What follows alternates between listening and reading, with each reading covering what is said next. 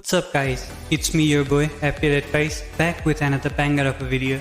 Now in today's video we are going to talk about transfer targets going into GW4 and what I am going to do personally in my team.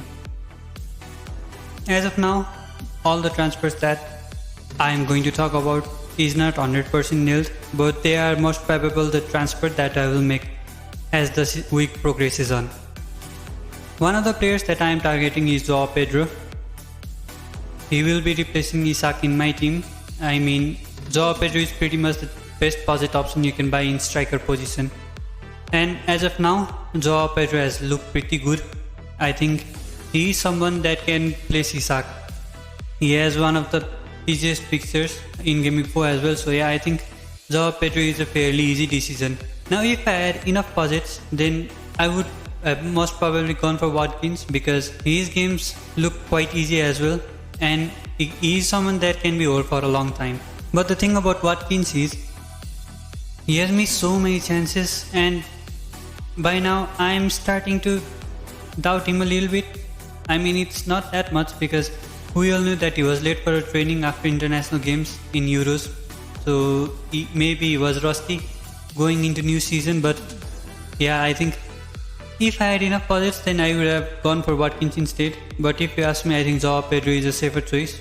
I would just go for Watkins just for the pure explosiveness that he gives in FPL. Now, as we go on to GW4, there have been some questions that's been asked to me, and some of those are, what to do if you don't have Haaland?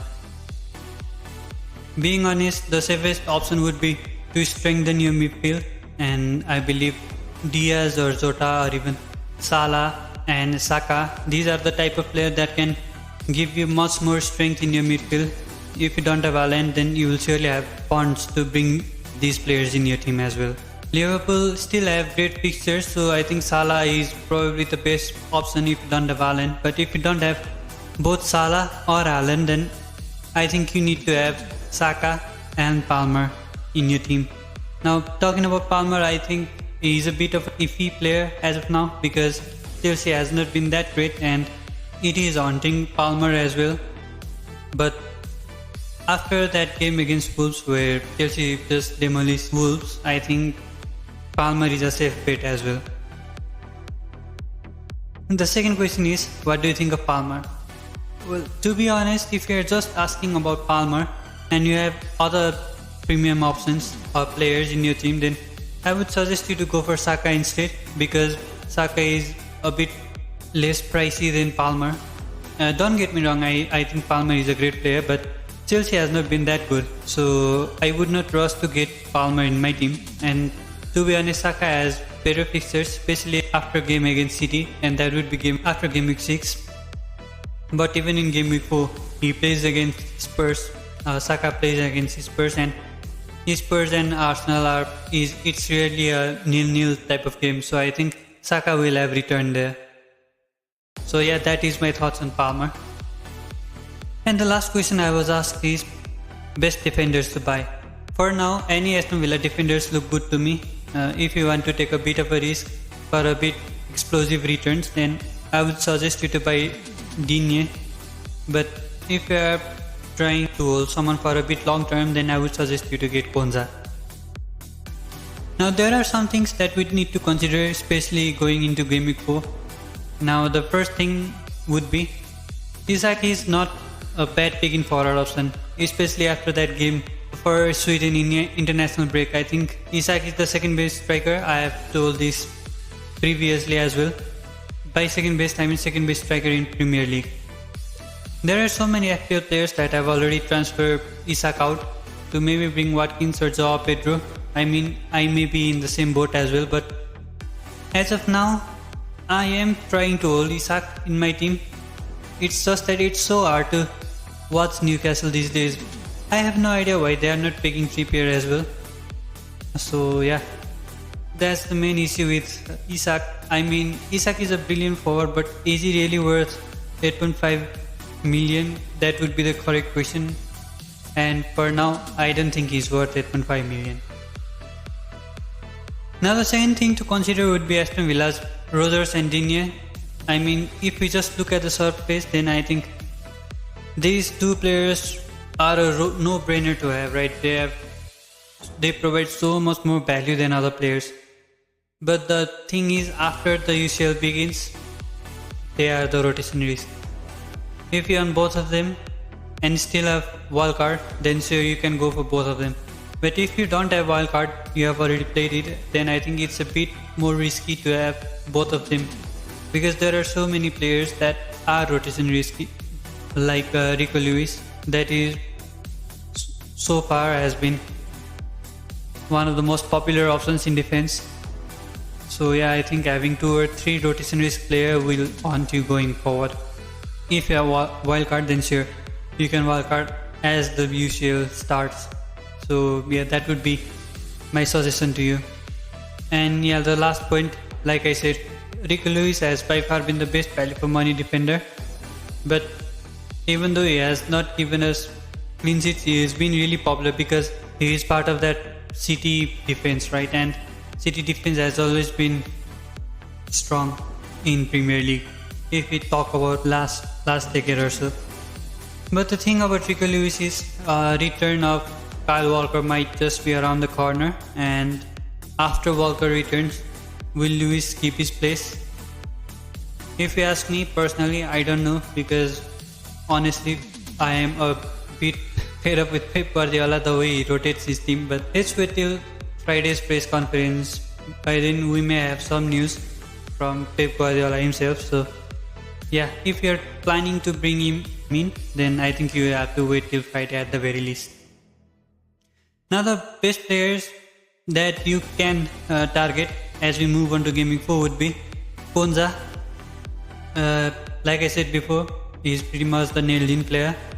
Digne, I think Digne will for 70 to 80 minutes, but of course he will start till at least UCL begins, right? After UCL begins, I don't know how Aston Villa will line up, but for now I think Digne is a safe bet. So if you want a bit more explosive player, then you can go for Digne instead. And then I have Robinson here.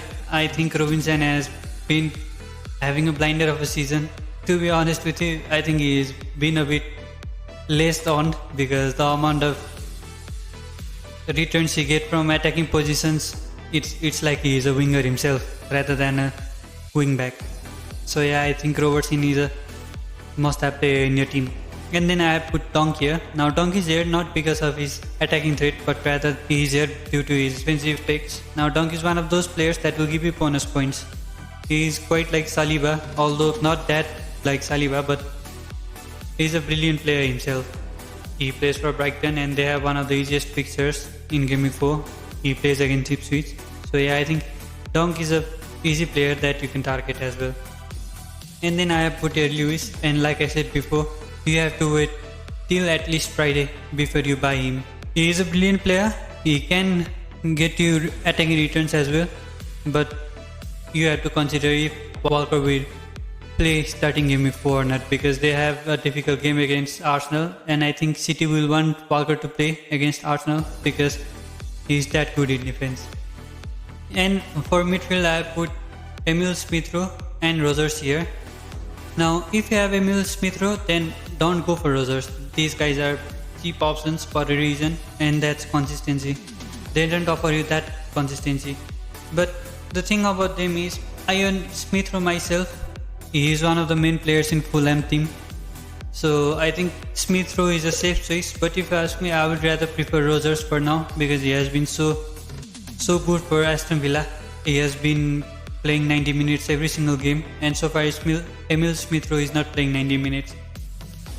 That may be the case because Emil Smith-Rowe had injury issues in the past, and since he got injured last time, Fulham is the first time he has been playing for such a long game. So yeah, I think Emil Smith-Rowe's minutes will improve as the season progresses, but for now, Rogers is playing more and he is creating more chances as well. It's just that Emil Smith-Rowe is more of a goal scoring threat, but Rogers does not give us that same goal scoring threat. He is more of a player that drives through midfield and passes the ball to the striker and creates chances. So if you want some player that will be consistent in assisting, then I think Rogers is a safe bet. In this case, he is quite like De Bruyne as well. And then I have put Eze here. It's quite funny to see how many managers just transfer him out and then the guy returns 10 point all. But yeah, I think Eze is a must have in your team as well. He is one of the most valuable player. And the value he represents is quite unmatched. I think the guy should have been more like 7.5 million worth at the very least, because he is on penalties and free kicks as well. So yeah, I think Eze is a safe bet. And then I have put Diaz and Jota in here. I think both are brilliant players. If you have Diaz, then I would not suggest you to buy Jota, because there are players like Gakpo and Darwin looking to make impact in the first team as well, and both of them are brilliant. So if Diaz and Jota are prioritized on UCL or Champions League, then I think they won't have that many minutes in Premier League. So unless you have wildcard left, then I would not suggest you to get both of them. Now in forward option, I have put Joao Pedro. I think he is the best value for money you can buy, and he has scored some goals as well. He has gotten 2 turns, I believe, and he's been playing 90 minutes every single game, and I think it's worth to buy him. And he's on penalty as well, so that's too much value for such a small price. And then I put Nicholas Jackson here. He's a good striker. If you're already on Joao Pedro, then I think you can target Nicholas Jackson easily. The only concern that I have about Nicholas Jackson is consistency for Chelsea, because so far Chelsea has not been the best side. So that would be the only thing that I would consider. But Jackson has scored some goals and he is nailed striker for Chelsea. So yeah, I think he is one of the best players that you can buy in forward position. And then I have put Watkins here. Watkins has easy set of fixtures, but the only thing is he has not been that consistent. Now the consistency may be down to his rustiness after Euros. He was late in training with Aston Villa's team as well, and maybe after this international break he has had 2 weeks, so the rustiness may be gone and the guy can just score blinder for points. He is one of the players that I am targeting myself. I think Watkins will have a great season starting from game week 4. So if you have enough funds, then I would suggest you to get Watkins. And then I put Chris Wood here. Now he does have a difficult game against Liverpool coming up, so this may not be the best week to buy him, but the guy has been one of the most consistent forwards so far. Now it's just been 3 game weeks, so not that long, but still with the money or price that he comes in, I think he is a good player to target. And then at the end I put Havertz here. Havertz is one of the best strikers so far, and especially with Arsenal team, the team is aiming for the title, and getting a nailed in striker from a team that is aiming for the title is never a bad choice, now is it? So yeah, I think Havertz is one of the best players that you can buy in Game Week 4.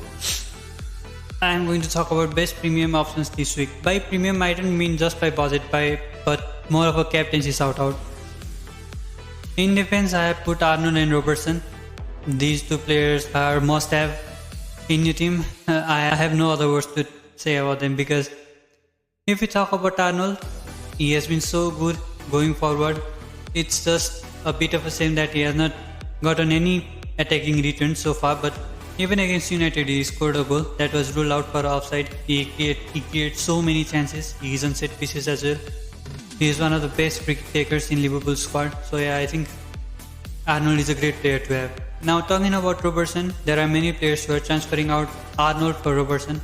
Now if that is to fund a player in a different position, then it's okay to transfer Arnold out and get Robertson in your team. But if you ask me, if you are solely doing it just because Arnold is not returning points and Robertson is getting same points for a cheaper price, then I think you are making a wrong move, because Arnold goes more forward than Robertson. Yes, corner kicks seem to be shared between them, but Arnold is a better free kick taker, so that's another set piece that he is on. And Arnold is one of those players that just crosses blinders.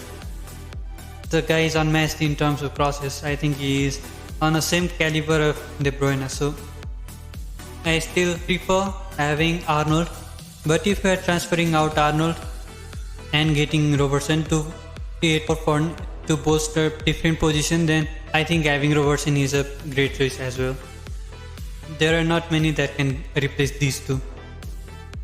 Now talking about midfield, I have put Salah here at the beginning because he is just way too good to ignore.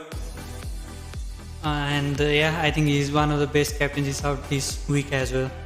I think Salah is one of the best premium players that you can buy. And then I have put Saka here. Now Saka has a game against the Spurs. That can be a bit difficult, but Spurs against Arsenal, it's rarely been a 0-0 type of game. So I think Salah will give us great amount of points there, especially because wingbacks from Spurs push themselves way too ahead, so that can give Saka chances to counter-attack as well. So yeah, I think Saka is a must-have in your team if you don't own Salah. Now talking about Palmer, like I said before, Chelsea has not been that great, but I think you can still go for Palmer. Would I go for Palmer? Well, if you ask me, I wouldn't, because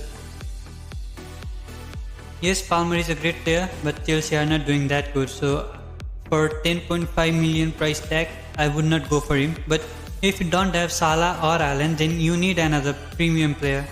So I think Palmer can be that player for you. And then I have put Eze here. Eze is not the premium player, right? He costs 6.9 million after his price drop. So yeah, I think Eze is one of the best captains out this week as well. He will score surely this week, I believe. So yeah, I think Eze is a must-have in your team, and the value he represents is unmatched. That is the reason why he is here. Now in forward option, I have gone for Haaland. Of course, everybody of us knows about Haaland, and the guy is just having brilliant season. Having back-to-back hat-tricks, it's quite unheard of. So yeah, I think Haaland is the best player for this week, and he is my captain as well. But if you don't own Haaland, then you can go for Watkins and Havertz as well. Like I told you before, I think Watkins will have great game in Game Week 4, and starting from Game Week 4, he will start to improve. The only thing I am concerned about Watkins would be rotation risk, because they are in Champions League this season, and I have no idea how they are going to line up in weeks that they have to play both Champions League and Premier League. So yeah, that would be my only concern about Watkins. Apart from that, he is pretty much one of the top strikers you can get for the money. He has been unlucky so far, and he has missed way too many chances, but starting from Game Week 4, I believe he will start to score those chances. And then at the end, I have put Havertz here. I think Havertz is, like I said before, one of the best strikers this season.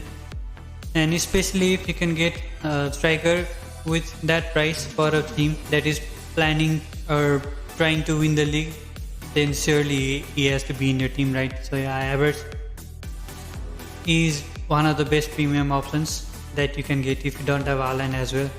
So yeah, that's the end of the video, guys. Comment down below your team, and I will give you suggestions about how you can improve them. So if you enjoyed the video, like the video and subscribe to the channel. It will help me out a lot. Thank you for tuning in. Goodbye.